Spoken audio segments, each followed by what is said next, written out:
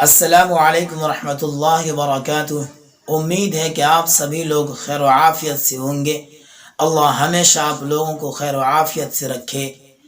ایک دفعہ جناب محمد رسول اللہ صلی اللہ علیہ وسلم حتیم کعبہ میں نماز پڑھ رہے تھے۔ اس درمیان کا جو واقعہ ہے وہ بڑا خطرناک اور بڑا دردناک واقعہ ہے۔ آپ اسے سنیے، یقیناً آپ کا دل دہل جائے گا، آپ کے بدن کے رونگٹے کھڑے ہو جائیں گے۔ آپ نماز پڑھ رہے ہیں، ایک بدترین شخص عقبہ بن ابی معیط آیا، آپ صلی اللہ علیہ وسلم کے گلے میں پھندا لگایا اور زور سے کھینچا۔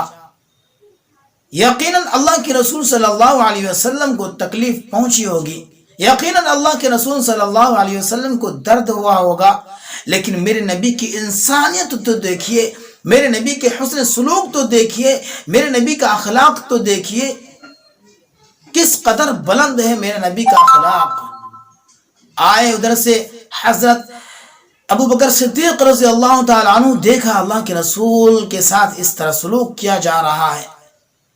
حضرت ابو بکر صدیق رضی اللہ تعالی عنہ اس بدترین شخص کے مونڈے کو پکڑ کر کھینچا اور اللہ کے رسول صلی اللہ علیہ وسلم کی طرف سے اسے دھکا دیا، اسے الگ کر دیا، اور بار بار یہ کلمات کہتے رہے، اتقتلون رجلا ان یقول ربی اللہ، کیا تم اس شخص کو قتل کرنا چاہتے ہو جو یہ کہتا ہے کہ میرا رب اللہ ہے؟ ارے یہ وہ ذات ہے جس کو اللہ محبوب رکھے ہوا ہے۔ دنیا کے اندر بہت سارے نبی آئے، سب نبی اللہ سے محبت کی، لیکن اللہ میرے نبی سے محبت کر رہے ہیں، اللہ میرے نبی سے پیار کر رہے ہیں، اللہ میرے نبی کا انتخاب کر رہے ہیں۔ اللہ نے دنیا کی وجود بخشا، وہ میرے نبی کا دین ہے۔ اللہ نے جنت کو سجایا، وہ میرے نبی کا دین ہے۔ اللہ نے مخلوقات کو پیدا کیا، وہ میرے نبی کا دین ہے۔ کیا میرے نبی کے اندر قوت نہیں تھی؟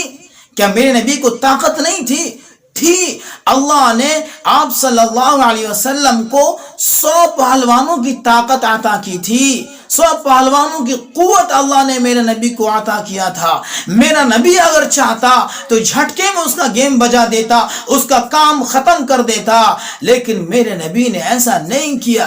میرے نبی کو برا کہنے والوں سن لو، کان کھول کے سن لو، میرے نبی کا اخلاق تو دیکھو، میرے نبی کا کردار تو دیکھو کہ ایسا بدترین سلوک کیا جا رہا ہے، لیکن میرا نبی معاف فرما رہا ہے۔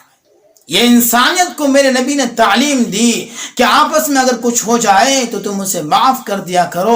یہ معاف کرنا سب سے بڑی دولت ہے۔ آج تم اگر کسی کو معاف کر رہے ہو تو اللہ تعالیٰ قیامت کے دن تمہیں معاف کر دے گا، اللہ تعالیٰ قیامت کے دن تمہارے اوپر احسان فرمائے گا۔ میرے محترم، میں دیکھتا ہوں کہ ایک آدمی دل میں تکلیف لیے ہوئے وہ دنیا سے گزر جاتا ہے اور اسے معافی کی توفیق نہیں ملتی۔ ارے معاف کرنا سب سے بڑی دولت کہا گیا ہے حدیث پاک میں۔ تو آئیے ہم سب عہد کریں کہ جب بھی ہمیں کوئی ایسا موقع ملے، معاف کرنے کی باری آئے، معاف کرنے کا وقت آئے، تو ہم سب ایک دوسرے کو معاف کر دیں اور اللہ تعالیٰ کی رضامندی کے ساتھ اس دنیا سے تشریف لے جائیں۔ اللہ تعالیٰ ہم سب کو عمل کی توفیق دے۔